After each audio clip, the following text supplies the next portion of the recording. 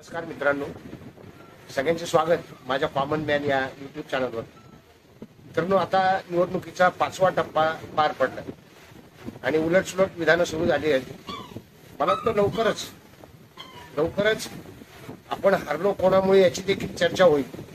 त्याला वेळ आहे, फक्त 4 जून पर्यंत आपल्याला वाट बघावी लागेल की कोण कोणामुळे हरलं. आता कोण हरलं हे कळल्यानंतरच त्याबद्दलची चर्चा आपल्याला ऐकायला मिळेल. पण 4था टप्पा पार पडल्यानंतर जी एक मुलाखत झालेली आहे प्रकाश आंबेडकर यांची, वंचित बहुजन आघाडीचे प्रमुख, तोंडी परीक्षा, पीपीपी माझाच्या तोंडी परीक्षा या मुलाखतीच्या सदरामध्ये ऍडव्होकेट बाळासाहेब आंबेडकर यांची मुलाखत पार पडली आहे. ही मुलाखत अनेकांनी कदाचित बघितली असेल, पण त्या मुलाखतीमध्ये अनेक गोष्टी प्रकाश आंबेडकर यांनी स्पष्ट केल्या. आणि सगळ्यात महत्वाचं म्हणजे प्रकाश आंबेडकर यांच्याबद्दल बोलताना निवेदिकेने आधीची माहिती सांगितली ती अतिशय मनोरंजक होती.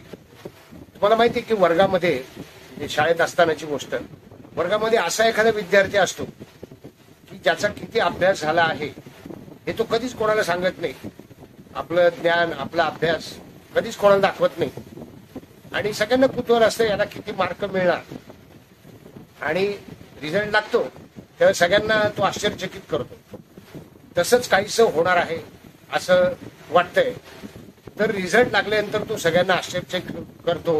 इतकंच नव्हे तर त्या विद्यार्थ्यावर असं म्हणतात की स्वतः जिंकण्यापेक्षा इतर कसे नापास होतील, स्वतः पास होण्यापेक्षा इतर कसे नापास होतील याकडे त्याचं लक्ष असतं, असं त्या निवेदिकेने ओळख करून दिली. हे मात्र मला पटलं नाही मनाला, कारण इतरांच्या नापास होण्याची कामना ते कधीच करणार नाही. प्रकाश आंबेडकर यांची तुलना त्यांनी हुशार विद्यार्थ्यांशी केली. छान गोष्ट आहे, बरोबर आहे. सगळ्यांना आश्चर्यचकित करतो रिझल्ट झाल्यानंतर, रिझल्ट लागल्यानंतर, हेही मला मान्य आहे. पण इतर कसे नापास होतील याकडे त्याचं लक्ष असतं, अतिशय चुकीचं आहे. कारण तुम्हाला एक माहिती आहे की प्रकाश आंबेडकरांनी आता जरी आघाडी बरोबर त्यांना जाता आलं नाही, महाविकास आघाडी बरोबर, त्याची कारण त्यांनी सांगितलंय. तुम्ही व्हिडिओ पूर्ण पहा. आणि महत्वाचं कारण ते सांगितलंय, म्हणजे इतरांना, अनेकांना असं वाटू शकतं की प्रकाश आंबेडकरांना नीट ओळखू शकत नाही. त्यांना वाटू शकतं की जागांवरून बिनसलेलं आहे प्रकाश आंबेडकरांचं. प्रकाश आंबेडकरांना सन्माननीय अशा जागा मिळाल्या नाहीत आणि त्यावरून त्यांचं बिनसलंय असं वाटू शकतं. त्यांनी आघाडी बरोबर बिनसायचं किंवा आघाडीने प्रकाश आंबेडकरांसोबत न घेण्याचं प्रमुख कारण सांगितलेलं आहे. आणि ते कारण खरोखर आश्चर्यचकित करणारं आहेच. तर मुलाखतीच्या सुरुवातीलाच आघाडी बरोबर का गेला नाही किंवा सूत का जुळलं नाही असं विचारताना राजीव खांडेकर यांनी ही मुलाखत घेतली होती. आणि अतिशय खुमासदार शैलीमध्ये, खुसखुशीत भाषेमध्ये आणि हसत खेळत ही मुलाखत पार पडलेली आहे. राजीव खांडेकर यांचा प्रश्न होता थोडासा गोंधळ टाकणारा, की महाविकास आघाडी, प्रकाश आंबेडकर यांची महाविकास आघाडी बरोबर जाण्याची वेळ आली होती आणि अनेक वेळा बार्गेनिंग झालं. काँग्रेस इतकी जागा देणार, तितक्या जागा देणार असं ठरत होतं. आणि मग कळलं की युती, महाविकास आघाडीशी युती वंचितची होत नाहीये. प्रकाश आंबेडकरांनी ताबडतोब हा प्रश्न टोलवला आणि त्या सांगितलं तुम्ही फॅक्टला जाऊन हा प्रश्न विचारलेला नाहीये.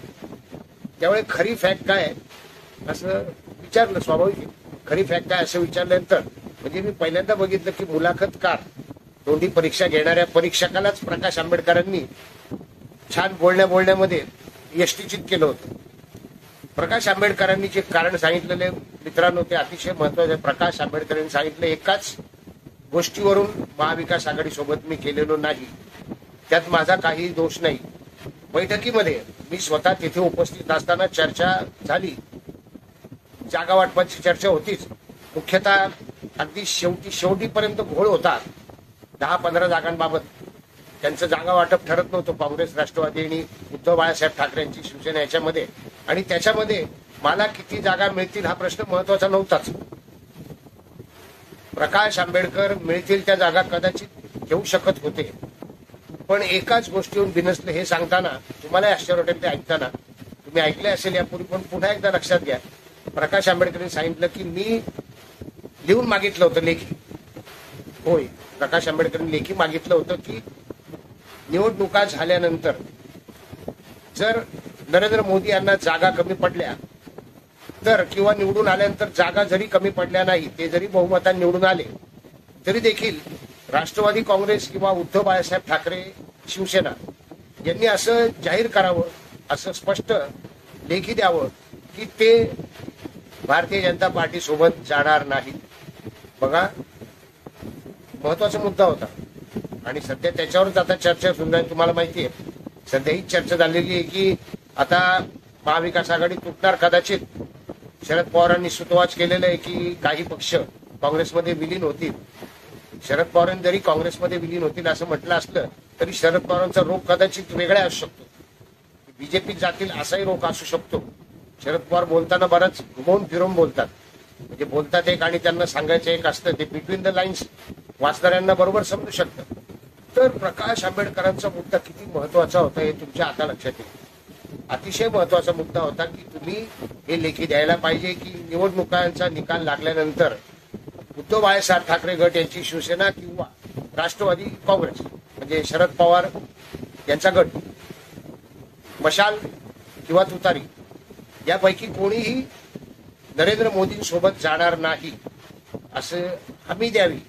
आता हमी द्यावी याचा अर्थ लेखीच मुद्दा आला असेल आणि तिथे फिसकटलं बरं का. म्हणजे आपला जो गैरसमज होता की प्रकाश आंबेडकरांना जागांवरून प्रकाश आंबेडकरांना जागांची लालच नव्हती, विशिष्टच मिळाल्या पाहिजेत. आणि तरी देखील त्यांनी सांगितलं की जरी काँग्रेस म्हणत होतं मला 7 देणारे, 8 देणारे, 6 देणारे असं उद्धव बाळासाहेब ठाकरे गट म्हणत होता, म्हणजे विशेषतः संजय राऊत, तरी देखील मला फक्त 2च जागा देणार होते आणि त्या बाबतीत माझं काही ऑब्जेक्शन नव्हतं. माझं मुख्य ऑब्जेक्शन होतं तो मुद्दा, तो हाच मुद्दा महत्वाचा होता की तुम्ही हे लेखी द्या. आणि त्यांनी स्पष्ट नकार दिला. यावर राजीव खांडेकरांना आश्चर्य वाटलं. त्यांनी प्रश्न विचारले की तुम्ही होता का तिथे, खरोखर असं बोलणं झालं का, तिथे कोण कोण होतं. प्रकाश आंबेडकर यांनी सविस्तर नावे सांगितली, बैठकीत कोण कोण उपस्थित होते हे सांगितलं. संजय राऊत स्वतः देखील होते तेथे. नाही देता आलं बरं का.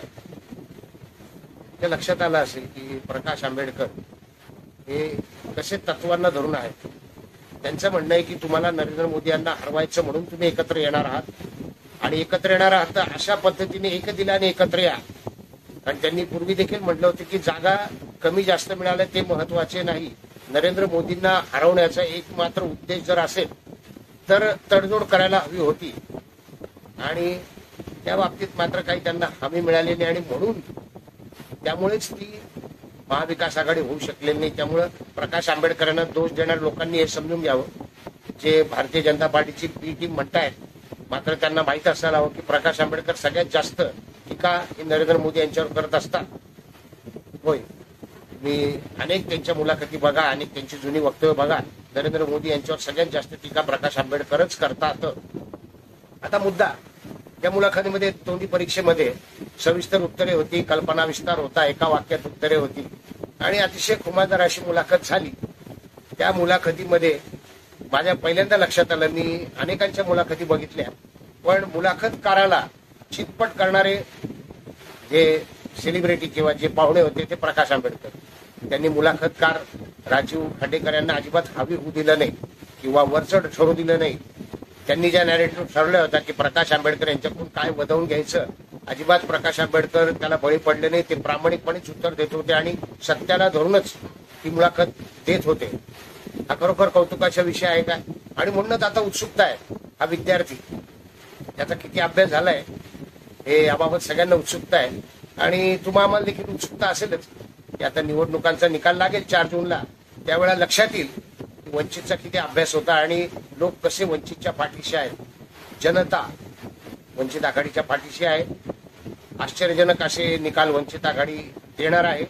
इतकंच नव्हे तर विधानसभेमध्ये मग वंचित आघाडीचं महत्व या सगळ्या विरोधी पक्षांना कळेल. राष्ट्रवादी काँग्रेस, तुतारी, मशाल, उद्धव बाळासाहेब ठाकरेंची शिवसेना आणि काँग्रेस, त्यावेळी तरी कदाचित प्रकाश आंबेडकरांना सोबत ते घेतील अशी आशा आहे. कारण यांचा जर मुद्दा नरेंद्र मोदी यांना हरवण्याचा असेल तर मग नक्कीच याबाबत विचार करायला पाहिजे. मला फक्त या मुलाखतीमध्ये एक गोष्ट खटकली म्हणण्यापेक्षा योग्य अयोग्य हे मी ठरवत नाहीये, मात्र नरेंद्र मोदी यांचा जो एकेरी उल्लेख केला गेला तो मला थोडासा कानाला खटकला.